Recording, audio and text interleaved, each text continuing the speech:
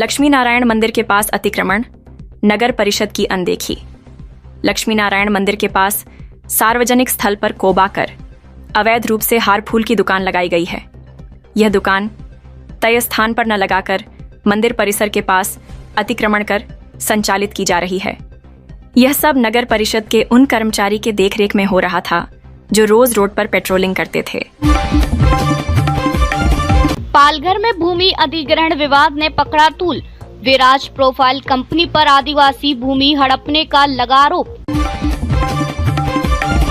Palghar news trauma centre जिल्हा रोड्यालय साठी उर्वरित निधीची तातडीने पूर्तता हवी, डॉक्टर हेमंत सवरा। महाराष्ट्र के राजनीतिक मामलों में हो सकता है एक बड़े उलटफेर की संभावना है। ताजा राजनीतिक घटनाक्रम को लेकर महाराष्ट्र तक टीवी ने जारी की विस्तृत रिपोर्ट। पालघर पीडब्ल्यूडी में तबादला विवाद, शाखा अभियंता सचिन गायकवाड़ दहाड़ू जाने को तैयार नहीं। पालघर के सार्वजनिक निर्माण विभाग में तबादले को लेकर बड़ा विवाद खड़ा हो गया है। शाखा अभियंता सचिन केशव गायकवाड़ का तबादला 30 मई 2025 को दहाड़ू पीडब्ल्यूडी कार्यालय में किया गया था, लेकिन तबादले के लगभग 2 महीने बीतने के बाद भी वे पालघर कार्यालय से कार्य मुक्त नहीं हुए हैं। कपड़ा उद्योग में सौर ऊर्जा का उपयोग, मुख्यमंत्री ने समिति गठित करने के निर्देश दिए। देवेंद्र फडणवीस की अध्यक्षता में उनके वर्षा निवास पर कपड़ा विभाग की समीक्षा बैठक हुई। बैठक में सहकारी कताई मिलों के ऋणों पर ब्याज अनुदान योजना का विस्तार करने, उनका आधुनिकीकरण और वर्गीकरण करने के निर्देश दिए गए।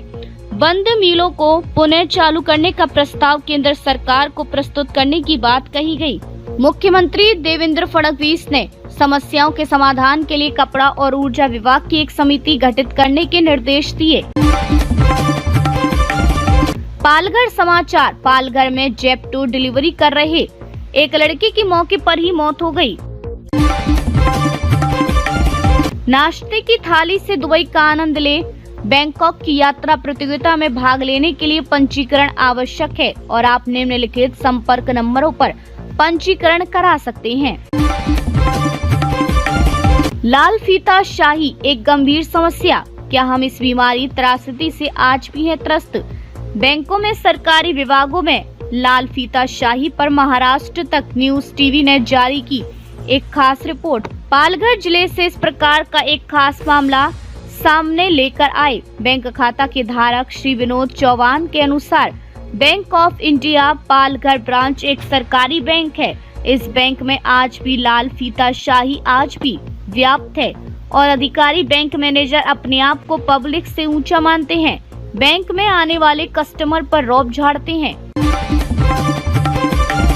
खैर तस्करी की एक बड़ी साजिश नाकाम। पालघर वन विभाग ने मनोर में आधी रात को की गई कार्रवाई में लाखों का माल जब्त किया। पालघर जिले के मनोर वन क्षेत्र के नंदगांव की सीमा में सतर्क वन विभाग के कर्मचारियों ने खैर तस्करी की एक बड़ी साजिश को नाकाम कर दिया है।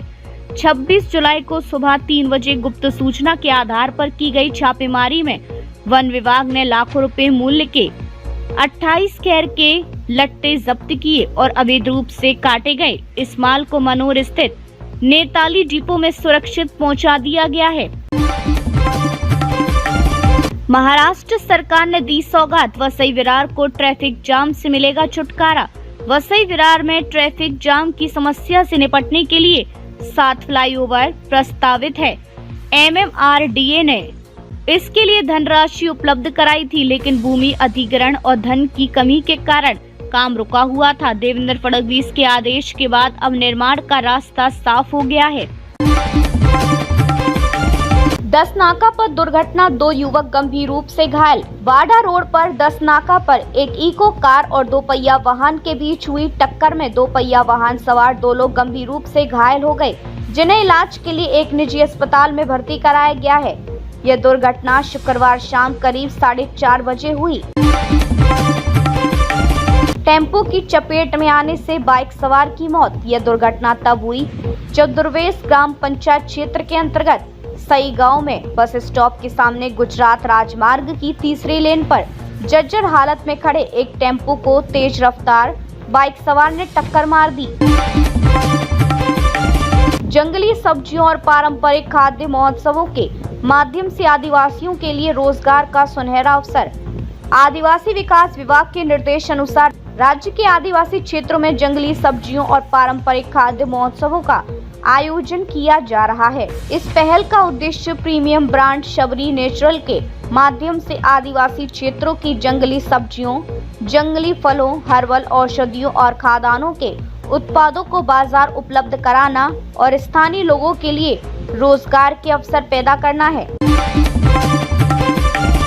राजमार्ग पर खैर की तस्करी रोकी गई। वन विभाग के कर्मचारियों ने मुंबई अहमदाबाद राजमार्ग पर गंजी ढेकले ग्राम पंचायत के अंतर्गत गंजे गांव की सीमा में आरक्षित वन क्षेत्र से खैर की तस्करी कर रहे एक टेम्पो को जब्त करने में सफलता प्राप्त की है।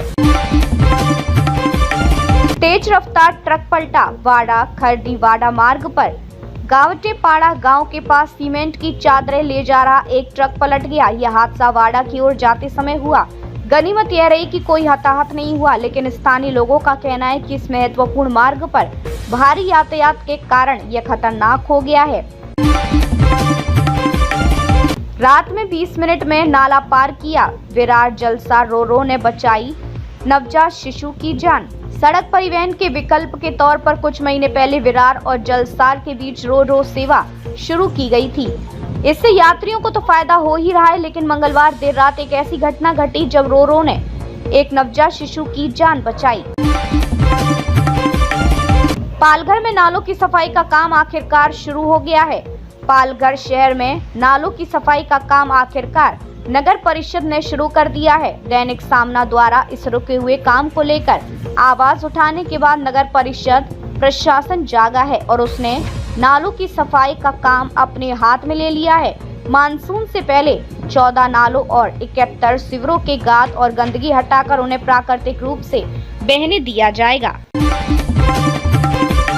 व्यवसायियों को मराठी भाषा में नाम पट्ट लगाने होंगे। विशेष टीम द्वारा निरीक्षण अभियान शुरू।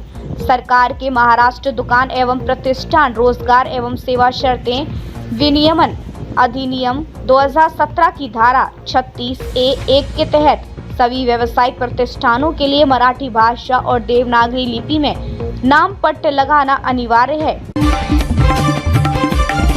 मुंबई में पूर्व जज थिप्से के घर से 25,500 रुपए का सामान चोरी।